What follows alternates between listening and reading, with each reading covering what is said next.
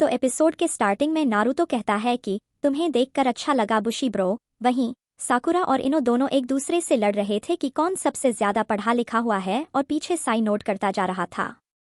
तभी दोनों साई को देखती हैं और उसे एक पंच मारती हैं। उधर शिजुने कहती है कि लेडी त्सुनाडे ने हमें थोड़ा बहुत ही एक्सप्लेन किया है, तो क्या तुम मुझे और बताओगे कि यहाँ चल क्या रहा है। यामातो कहते हैं कि ठीक है चलो मैं बताता हूँ। फिर काकाशी कुछ देखते हैं कि नारुतो उठकर बाहर जा रहा था। थोड़ी देर बाद काकाशी कहते हैं कि कुछ शिनोबी भी हैं जो धुंध में आराम से देख पा रहे थे और उनके पास एक क्रिस्टल स्टाइल यूजर है। यामातो कहते हैं कि वो लोग हमें झील के किनारे मिले थे, लगता है कि हम थ्री टेल से भिड़ने वाले हैं। शिजुने कहती है कि ठीक है हमें जल्द से जल्द उस थ्री टेल को सील करना होगा, अगर वो उनके हाथ लग गया तो दिक्कत हो सकता है। तो काकाशी कहते हैं कि इतना ही नहीं, एक और प्रॉब्लम है। नारुतो को एक बच्चा दिखा था और उसका कहना है कि वो बच्चा थ्री टेल को कंट्रोल कर रहा था। शिजुने यह सुनकर चौंक जाती है और कहती है कि क्या एक इंसान जो टेल बीस्ट को कंट्रोल कर सकता है, ये तो नामुमकिन है। काकाशी कहते हैं कि इतना ही नहीं, वो बच्चा उस क्रिस्टल स्टाइल वाले के साथ रहता है। तो शिजुने कहती है कि आखिर वो बच्चा है कौन। मैंने जहां तक सुना है कि थ्री टेल का कोई जिंचुरिकी नहीं है। तो यामातो कहते हैं कि हो सकता है कि ओरोचिमारू उसे जिंचुरिकी बनाने की कोशिश कर रहा हो। फिर हम देखते हैं कि रिंजी को सब लोग कह रहे थे कि उस क्रिएचर के वजह से यहाँ पर इतना बवाल हो गया, तो वो लोग वहां से भागने के लिए प्लान बनाने को कह रहे थे। फिर हम देखते हैं गोजो वहां से जा रहा था, तभी रिंजी कहता है कि चिंता मत करो मैं देख लूंगा।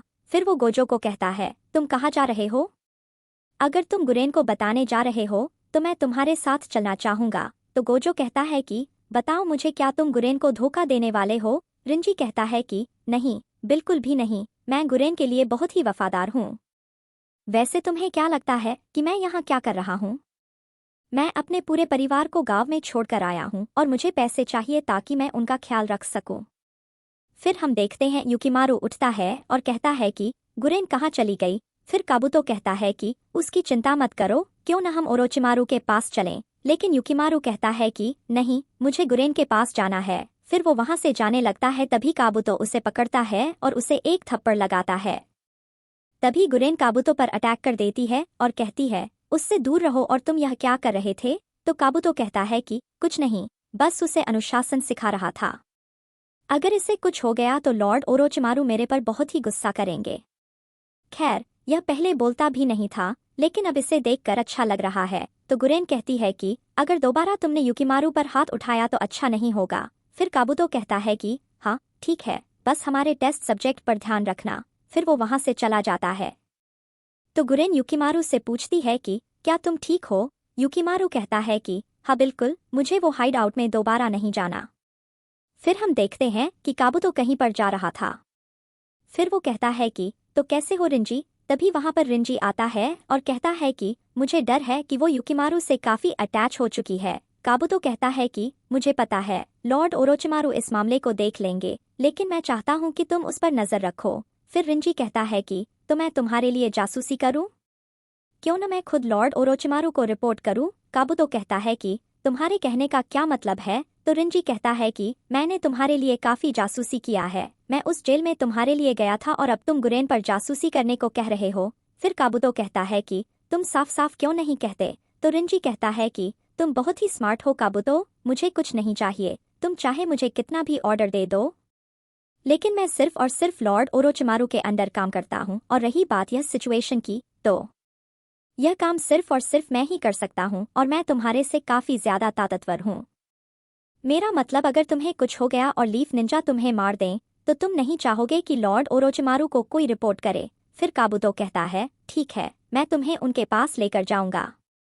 उधर हम देखते हैं कि गुरेन कह रही थी थोड़ी देर में बहुत आवाजें आएंगी बाहर से, तो तुम यहीं पर रहना, ठीक है। फिर युकिमारू कहता है कि तो फिर तुम्हारा क्या होगा। गुरेन कहती है कि मेरी फिक्र मत करो, काम खत्म होते ही मैं तुम्हें लेने आऊंगी, तुम बस यहीं पर आराम करो। तभी युकिमारू कहता है कि वैसे क्या तुम इस क्रिस्टल को दोबारा ठीक कर सकती हो। तो गुरेन कहती है इसे ठीक करने से अच्छा क्यों न मैं दूसरा बना दे दूं।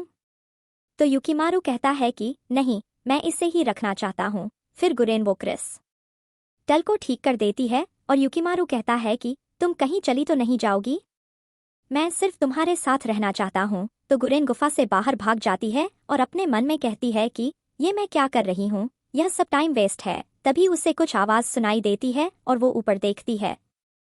उधर हम देखते हैं कि नारुतो कुछ देख रहा था, तभी वहां पर काकाशी आते हैं और कहते हैं कि क्या हुआ नारुतो। उधर साकुरा कह रही थी कि वो फिर से कहाँ चला गया। तभी साकुरा को कुछ दिखता है और कहती है उधर देखो। तो नारुतो कहता है कि उस बच्चे के साथ क्या करने वाले हो। तो काकाशी कहते हैं कि मुझे समझ नहीं आ रहा है कि तुम उसके बारे में इतना क्यों सोच रहे हो। तो नारुतो गुस्से में कहता है कि उसे लगता है कि कोई उसका इंतजार कर रहा है जिसके पास वह जाना चाहता है, लेकिन आखिर में उसे धोखा ही मिलेगा और जब वो समय आएगा तो उसके पास कोई घर नहीं होगा वापस जाने के लिए।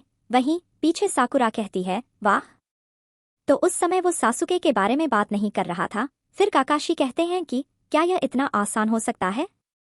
यह भी तो हो सकता है कि वह सही सोच रहा हो। तो नारुतो कहता है ये नहीं हो सकता। फिर हम देखते हैं शिजुने को, वो सबको प्लान के बारे में बता रही थी कि हम एक नई टीम में काम करेंगे। सर्च और रेस्क्यू मिशन कंप्लीट हो गया है। तो साकुरा, हिनाता और इनो तुम लोग मेरे अंडर काम करोगे और आगे काकाशी बताएंगे। तो काकाशी कहते हैं कि ठीक है, हमारी टीम का काम होगा थ्री टेल को ढूंढना और उसे सील करना, और रही बात उस बच्चे की तो हमें उसे कोई भी हाल में सुरक्षित करना होगा। यह सुनकर नारुतो को बहुत ही अच्छा लगता है। तो काकाशी कहते हैं कि सिर्फ अकात्सुकी ही टेल बीस्ट के पीछे नहीं पड़े हैं। अगर बाकी राष्ट्र को पता चल गया कि एक टेल बीस्ट बिना जिंचुरिकी के घूम रहा है तो वो लोग भी इसके पीछे आएंगे। यह सुनकर साई कहता है तो वो बच्चा एक जिंचुरिकी बनने के लिए लाया गया है। तो साकुरा उसे मना कर देती है यह सब कहने के लिए। तो नारुतो कहता है कि बेवकूफ, तुम हमेशा ऐसे ही बातें करते हो, लेकिन तुम सही हो।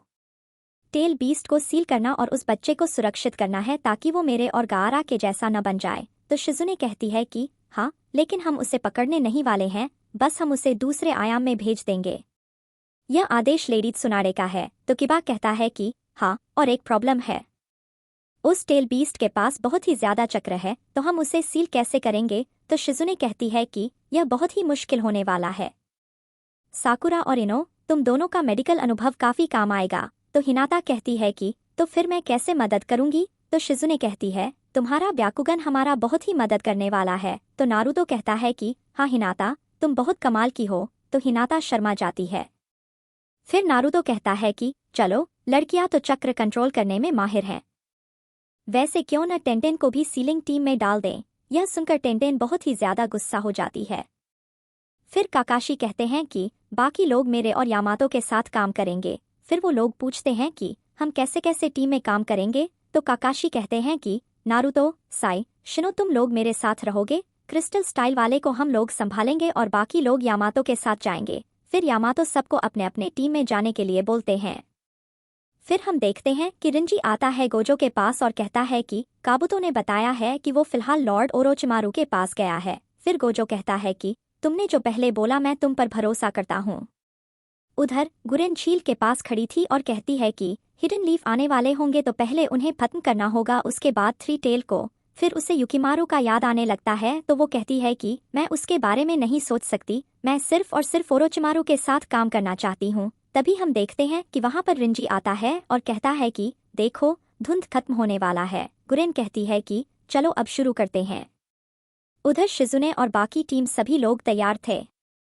फिर टेंटेन कहती है कि यह स्क्रोल से हम थ्री टेल को सील करेंगे। फिर वो उसे नारुतो को दे देती है। फिर काकाशी कहते हैं कि चलो तैयार हो जाओ।